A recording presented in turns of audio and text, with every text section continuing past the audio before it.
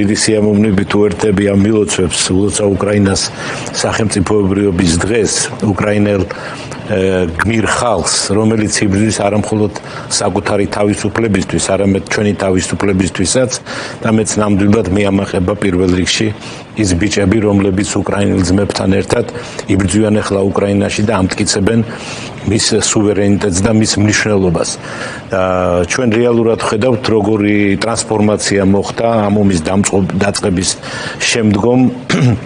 რამდენად გაძლიერდა უკრაინა, ისეთ რაღაცებს შევეჩვიეთ თითქოს და არაფრად არ მიგვაჩნია უკვე ის, რომ მაგალითად აზოვის ზღვაში უკრაინელები ანადგურებენ 90 გემს და რუსეთი კეტავს აზოვის ზღვას. ოღონდ ვისგან კეტავს, ეს არის საინტერესო, იმიტომ რომ პუტინი თავს იწონებდა იმით, რომ აზოვის ზღვა გახდა რუსეთის შიდა ზღვა, მას შემდგომ რაც ასე ვთქვათ ნოვოროსიის პროექტზე დაიწყო მუშაობა და ჩაიგდო ხელში სახმელეთო დერეფენა ვიდრე ყირიმამდე, მაგრამ ესე იგი გამოდის, რომ კონტროლი თითქოს და არის აზოვის ზღვის რუსეთზე, მაგრამ რეალურად მას აკონტროლებს უკრაინა, იმიტომ რომ უკრაინის სამხედრო მოქმედებების შედეგად რუსეთმა საკუთარ თავს დაუკეტა საკუთარი აზოვის ზღვა.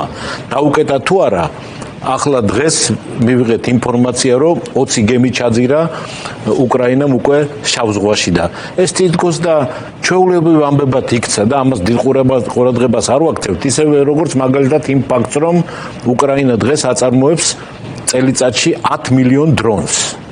ეს 10 მილიონი რომ გადავანაწილოთ, ესე იგი გამოდის, რომ დაახლოებით 30,000 დრონს აწარმოებს დღეში და თან პრეზიდენტმა დღეს გამოაცხადა, რომ ეს უნდა გაორმაგდეს რაოდენობაო და ამაზე არის ზუსტად ისიც მიმართული ის ხელშეკრულება, ეგრეთ წოდებული drone deal, რომელიც და Ursula von der Leyen-მა 1 მილიარდი გამოგხო. ეს კაი ფორმულაა ძალიან უკრაინელების გამოცდილება და ინოვაციური ნიჭი და სამრეწველო პოტენციალი ევროპის და ეს არის იმისთანა სიმბიოზი, რამაც რუსეთი ძალიან სერიოზულად უნდა დააფასოს. აი ახსენეთ რუსეთი, უკრაინაზე თქვენ ძალიან ბევრი შეგიძლიათ ისაუბროთ, ამ მხრივ ბევრი მნიშვნელოვანი და საინტერესო შეკითხვაა, მაგრამ ეს დრო საეთერო მაინც მაყურებლისთვის მინდა გამოვიყენო იმ პერსპექტივაზე, რომელიც უკრაინის მიერ ომის ახალ ფაზაში გადაყვანას უკავშირდება და ეს პირველ რიგში არის უკვე სისტემური ინფრასტრუქტურის დაზიანება რუსეთის შიგნით.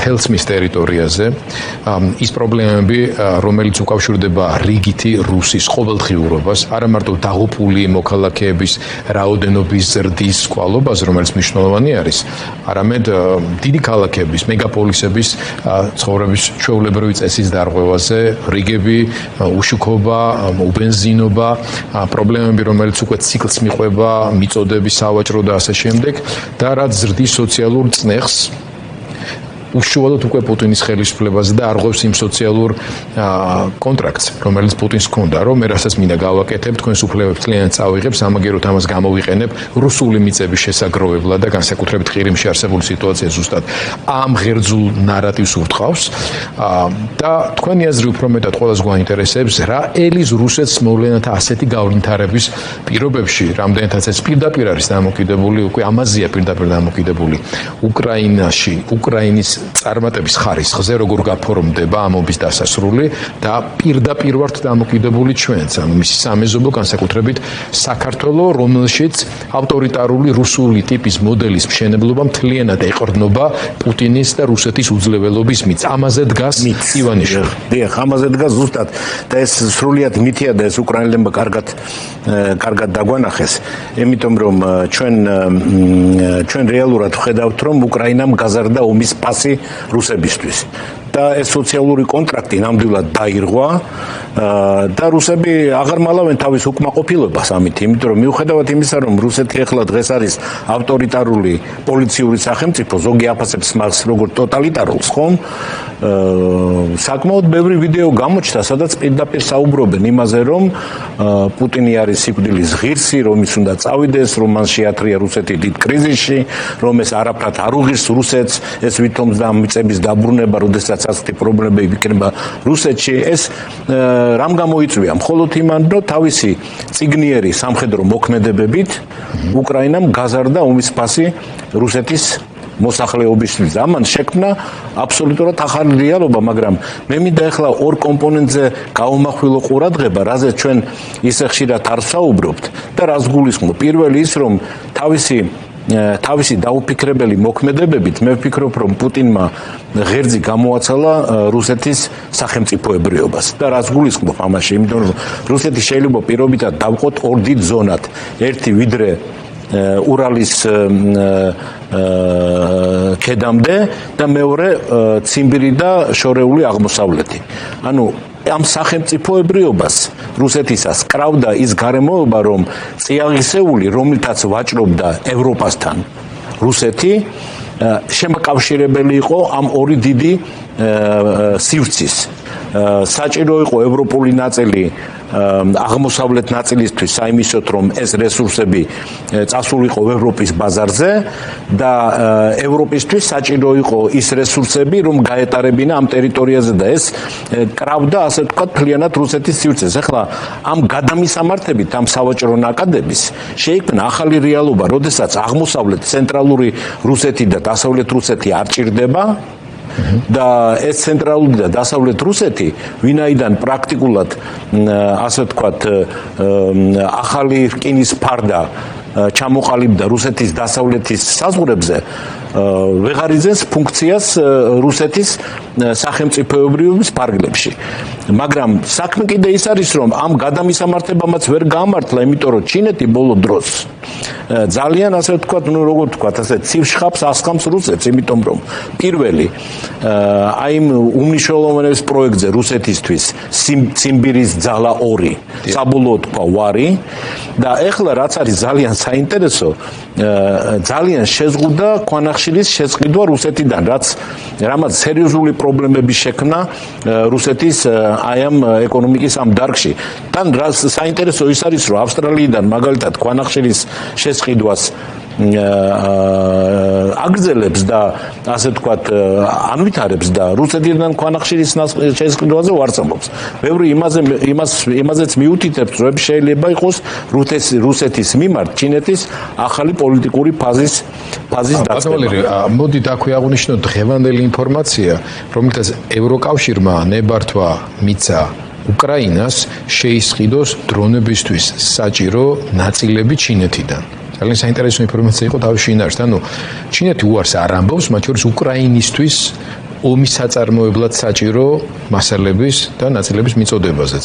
ეს იმდენ საჯარო ინფორმაცია არის, რომ დღეს ამის თაობაზე უკვე ღიად ევროკავშირის შესაბამისმა ინსტიტუტმა განაცხადა. ანუ ჩინეთ ეს აგრძელებს ზუსტად იმ თქვენს შემჩნევას ჩინეთის პოლიტიკის სახეცვლებასთან მიმართებაში, არა ცხადია იმას. მაგრამ რაღაც დეფორმირებას და განვითარებას აქვს, მაგრამ რაც ეხლა რასაც თქვენ ხსნიდით, განსაკუთრებით საინტერესოა ჩვენი მაყურებლისთვის იმ მხრივ, რომ ჩვენ დავინახოთ, რამდენად სისტემურ სახელმწიფოებრივ პრობლემად გადაიქცა არსებული ვითარება რუსეთისთვის, რომელიც შეიძლება ვერც პუტინმა და ვერც რომელიმე ახალმა ხელისუფალმა ვერ გამოასწოროს, თუ ძირეული ცვლილებები არ მოხდება კვლავ, რუსეთი კვლავ არ შეტრიალდება სახით ევროპისკენ. და სხვათა შორის ამის გამოვლინება ისიც იყო, რომ ოფიციალური ვიზიტით არის მიწვეული უკრაინის საგარეო საქმეთა მინისტრი ანდრეი სიბიგა ჩინეთში, ბეიჯინგში. ეს თავისთავად არის ძალიან სერიოზული ფაქტი და ეხლა ამის ყოველივეს შედეგად მე ვფიქრობ, რომ პუტინს აშკარად დაეთყო ნერვიულობა. აი ჩვენ თუ მაგალითად დავაკვირდებით მის ბოლო გამოსვლას, რომელიც მოხდა ადგილი ჰქონდა მას სახალხო ფრონტის ყრილობაზე. ხო, ჩვენ როგორ პუნქტის ვიყავით შეჩვეული, რომ პუტინი ზის ძალიან წყნარად, ასე ვთქვათ, ოპერირებს ციფრებით, აუღელვებლად, თლიანად აკონტროლებს ვითარებას და ასხივებს ამ კონტროლს და თვითდაჯერებულობას. აი ამ სახალხო ფრონტის ფორუმზე იყო აბსოლუტურად სხვა პუტინი, რომელიც მიკროფონით დადიოდა სცენაზე, მიმართავდა აუდიტორიას, ანუ ისეთი შტაბ-ბიჭდილება შემეგდნა მე მაგალითად, რომ ის რაღაც ახალ როლს ირგებდა ურთიერთობებში აუდიტორიასთან და ეს მხოლოდ იმაზე მეტყველებს, რომ ის გზნობს ახალ საშიშროებას, რომელიც იქმნება იმ რეალობით, რაც ჩამოაყალიბა სამხედრო მოქმედებების შედეგად უკრაინამ რუსეთში და ცდილობს ამის რამენაირად განეიტრალებას, მაგრამ თავის ყალბ ნარატივებს მაინც ვერ ასწდა, იმიტომ რომ თავარი იყო ნარატივი, რომ ჩვენ გავიმარჯვებთ, არავითარი პრობლემები არ არის, ჩვენ ამას გადავლახავთ და ასე შემდეგ და ახლა ეს ეჯახება რეალობას, რომელსაც რუსეთი ხედავს პრაქტიკულად ყველა რეგიონში არის შექმნილი ისეთი პრობლემები, რომელიც ძალიან სერიოზულ დისკომფორტს ქმნის და კიდევ ერთი ძალიან საინტერესო ფაქტი, ახლა ჩვენ ვთქვით, რომ 10 მილიონი დრო, ახლა წარმოიდგინეთ, ახლა 10 მილიონი დრო რას ნიშნავს? აი საქართველოს რეალობაში რომ გადმოვიტანოთ, აი ჩვენ რომ ვაწარმოებდეთ წელიწადში 1 მილიონ დრონს. დაახლოებით პროპორციით იგივე რაოდენობას უკვე დღეს აწარმოებს, აი წარმოიდგინეთ. ასეთი ესე იგი როგორ იქნებოდა საქართველო, რომ აწარმოებდეს 1 მილიონ დრონს წელიწადში და ამის ყოვლის შედეგი არის ის, რომ დღეს მაგალითად უკვე კონტრშეტევის ობიექტურად ვახსენეთ, რომ საქართველოს ამ დრონების მნიშვნელობას ყურადღება მიექცია გაცილებით უფრო ადრე, ვიდრე თავად უკრაინაში ამაზე რაიმე ფიქრობდნენ პრეზიდენტ მიხეილ სააკაშვილის დროს. ჩვენ გვახსოვს რა დრონების წარმოებაზე არა მარტო საუბარი, არამედ გადადგმული ნაბიჯებიც და რუსების მიერ ჩამოგდებული რამდენიმე დრონიც ის არ იყო ქართული წარმოების იმ შემთხვევაში, ქართული წარმოების იყო, მაგრამ საქართველოში იწყებოდა. უკვე შევდიოდით ამ პროცესში და მაგრამ მე კიდე რა მახსოვს ბატონო გიორგი, რომ ყარაბაღის მეორე ომის შემდგომ მახსოვს დელტას ხელმძღვანელობის განცხადება, რომ ჩვენ გვაქვს შესაბამისი პოტენციალი სამეცნიერო, სამეწარმეო და ასე შემდეგ. ეს უკვე ოცნების პერიოდი. ოცნების პერიოდია 20 წელია, 21 წელი, სადაც ჩვენ შეგვიძლია ამის წარმოება ოღონდ, ჩვენ გვჭირდება შესაბამისი სახელმწიფო, რა თქმა უნდა, ჭირდებათ, იმიტომ რომ ეს არის სახელმწიფო საქმე პირველ რიგში და ამის ყოველივე შედეგი ახლა ამ ახალი რეალობების რა არის? რომ უკრაინამ დღეს დაიბრუნა 6 დასახლებული პუნქტი დაახლოებით 25 კილომეტრის სიღრმეში შეიჭრა ასე რუსეთის პოზიციებზე უკუაგდო ისინი და რაც მთავარია დღეს ერთგვარი რეკორდი დამყარდა 1420 ოკუპანტი იქნა განადგურებული უკრაინის ფრონტზე. ანუ ერთ დღეში ხო, ანუ 1000 ჩვენ მიჩვეულები ვიყავით უკვე, იმიტომ დაახლოებით 22-24,000, ასე ვთქვათ, თვეში გამოდიოდა, მაგრამ ეს არის ახალი რეკორდი და რა თქმა უნდა იქნება 10 მილიონი დრონი. წარმოიდგინეთ როგორი ძალაა და ეხლა 20 მილიონამდე უნდა ავიდეს ამის წარმოება. პლუს დრონ დილთან ერთად ხომ ახალ ანტიბალისტიკურ დაცვაზე ლაპარაკობს ზელენსკი, აი მსურველთა კოალიციის შეხვედრაზე იყო ამაზე საუბარი, ამაში დაინტერესებულია ძალიან თვით ევროპაც, რომელიც სრულიად აღიქვამს ახლა უკრაინის უსაფრთხოების პრობლემებს, როგორც ზოგადად ევროპის უსაფრთხოების დიდი სისტემის ნაწილს, ხო? ეს თქვა დღეს ურსულა ფონ დერ ლაიენ, მაგრამ ეს ინვესტიციები ევროპის უსაფრთხოებაში ინვესტირებული ნაწილია და აქვე მიხაილ პოდოლიაკის ინტერვიუ, რომელიც დროებაში გავიდა, მათი კიროვალიძემ ჩამოართვა მას ინტერვიუ, ერთი საინტერესო სიახლე, რაც მან გააჟღერა, იყო ის, რომ ბალისტიკური რაკეტა უკრაინული წარმოების უკვე გამოცდის ფინალურ ფაზაშია. ანუ ჩვენ უნდა ველოდოთ, რომ უახლოეს თვეების განმავლობაში ის დაიწყებს უკვე მოქმედება. ნუ ამბობენ, რომ სექტემბერში დაიწყებსო და ეს ნიშნავს, რომ რუსეთისთვის, რუსი მოსახლეობისთვის 1-3-5 გაიზრდება ომის ფასი. აქედან გამომდინარე ყველა შედეგით და ნუ ეს ყოველივე ესე იგი ნუ რეალურად აყალიბებს აბსოლუტურად ახალ ვიცხვათა შორის პუტინის ასე ვთქვათ დაახლოებული მეგობრების. მე მაგალითად დღეს ძალიან გამაკვირვა პრეზიდენტ ვუჩიჩის სტუმრობამ კიევში. სერბეთის პრეზიდენტის სტუმრობამ, იმიტომ რომ ეს იყო ძალიან აშკარა გზავნილი. ახლა წარმოიდგინეთ, რომ ახლა ეს ერთ-ერთი მხარდაჭერად ითვლება ხო ვუჩიჩი.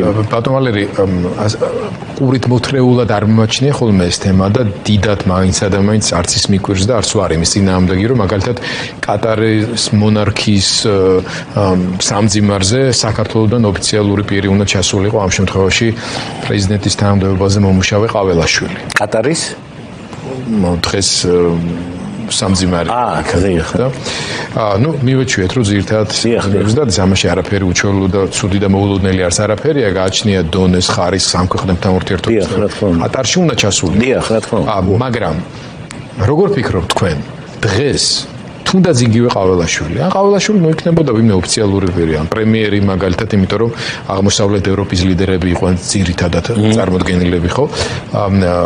ურსულა ფონ დერ ლაიენი. დღეს უკრაინის სახელმწიფოებრიობის დღის აღნიშვნაზე საქართველოსთან არ უნდა ყოფილიყო ვინმე? ნუ რა თქმა უნდა ყოფილიყო, მაგრამ სხვა ფორმებიც არსებობს ხუბ დიპლომატიაში გამოხატვის რაღაც საკუთარი დამოკიდებულების, მაგალითად განცხადება, მაგალითად მიმართვა, მაგალითად ზარი. ან რაიმე, უამრავი დამოუკიდებლობის დღეს უკრაინელები ცალკე აღნიშნავენ აგვისტოს ბოლოს არის და ალბათ ამას გავანაცვლოთ. ალბათ. იმედი მაქვს, ხო, მაგრამ აქ ახლა ეს კარგი, ყოველ შემთხვევაში ამას ვუჩიჩი არ მოერიდა და რატომ? ვუჩიჩის სტუმრობა ძალიან ნიშანდობლია. რატო არ მოერიდა ვუჩიჩი ამას? იმიტომ რომ ის რეალურად აფასებს იმ ცვლილებებს, რაც ხდება უკრაინა რუსეთის ფრონტზე, მას ნამდვილად მიზანი აქვს, რომ დაუახლოვდეს ევროკავშირს და გახდეს ევროკავშირის წევრი და ეხლა ვფიქრობ სერბეთში გადაწყვიტეს, რომ დამთავრდა, ესე იგი ეს მანევრირების დრო და ჩვენ უნდა მივიღოთ პრინციპული გადაწყვეტილება. მხოლოდ ამ პრინციპული გადაწყვეტილების შედეგად აღვიქვა მე ვუჩიჩის ვიზის დღეს ასეთ გადამწყვეტ დროს კიევში. აქვე მოდით ვახსენოთ შუშაში განმართული ყოველწლიური კონფერენცია, სადაც პრეზიდენტმა ალიევმა არ შევიკავებ ამ შეფასებისგან თავს, რადგან ეს ნამდვილად ასე იყო და გვექნება საშუალება დროებაში ვაჩვენოთ ეს მონაკვეთი, პირდაპირ დასცინა პრეზიდენტ პუტინს რამდენჯერმე თავის გამოსვლის დროს. კი, დიპლომატიური ბრძოლების ფარგლებში შეიძლება ეჯდებოდეს, მაგრამ ის ძალიან თამამი იყო უკრაინის მხარდაჭერის ნაწილში და ძალიან ხისტი და სარკაზმით სავსე იყო მისი კომენტარები უშუალოდ რუსეთის ხელისუფლების ცალკეულ მოქმედებებთან დაკავშირებით. ეს მიუთითებს უკვე იმაზე, რომ დამოკიდებულებები უშუალოდ პუტინის მისი გავლენების მიმართ ჩვენ სამეზობლოში აშკარა ძალიან კლებულობს და ამ მხრივ სწორი შემჩნევა თქვენ მხრიდან სერბეთის პრეზიდენტის დღეს ზელენსკის გვერდზე დგომა კიევში. ბოლო კითხვა მინდა გისვათ, რომელიც უკვე უკრაინის შიდა პოლიტიკურ პროცესს უკავშირდება. თუ შეგიძლიათ მოკლედ გითხრათ, რა ხდება, რატომ გადაწყვიტა პრეზიდენტმა ზელენსკიმ მოულოდნელად ამ მომენტში მთელი მთავრობის გადახალისება, პრემიერ-მინისტრი ინიშნება შეერთებულ შტატებში ელჩად, მაგრამ ეს ეხება მთელს მთავრობას და დადის გარკვეული ჭორები, ჯერ არანაირ პირდაპირ მტკიცებულება არ არის, რომ შეიძლება თავდაცვის მინისტრი ფედოროვიც კი შეიცვალოს, რაც მართლაც სრულიად მოულოდნელი იქნება ამ შემთხვევაში და გაურკვეველი. ხო, ეს პირველ ჯერზე არ ხდება სხვათა შორის, ეს გადახალისება დროდადრო ხდება ხოლმე უკრაინის რეალობაში. მე ვთვლი, რომ ეს სრულებით ნორმალურია, ვინაიდან უკრაინა ხო დღეს ცხოვრობს ექსტრემალურ ვითარებაში. რეალურად წნეხი ნებისმიერ ადამიანზე, მით უმეტეს პრემიერ-მინისტრი არის ძალიან მაღალი ხარისხის და ყველა ამას დიდხანს ვერ უძლებს ამ წნეხს. ეს სავსებით ბუნებრივია, ეს ცვლილებები. მე სიმართლე გითხრათ, მეც გავიგე იმის თაობაზე, თითქოს ბატონი ფიოდოროვი არის ერთ-ერთი კანდიდატი, მაგრამ მე ნამდვილად მენანება ის პრემიერ-მინისტრობისთვის ისე კარგად ართმევს დღეს თავს, ესე იგი ამ თავის გამოწვევებს და ის იმდენად მნიშვნელოვანია ახლა ეს ნაწილი. ეს მომენტია ძალიან კარგი, რომ შეიძლება პრემიერ-მინისტრად ისეთი ეფექტური ვერ გამოდგეს და ისეთი სასარგებლო როგორც მაგრამ ნახავთ ამას დავაკვირდებით რა. კიდევ ერთხელ მიულოცოთ უკრაინელ ხალხს. მიულოცოთ დიახ და უსურვოთ გამარჯვება, როგორც უკრაინელები ამბობენ, ვირემოვ ზესეუ ივსებუდე უკრაინა. I troszkę Gruzja.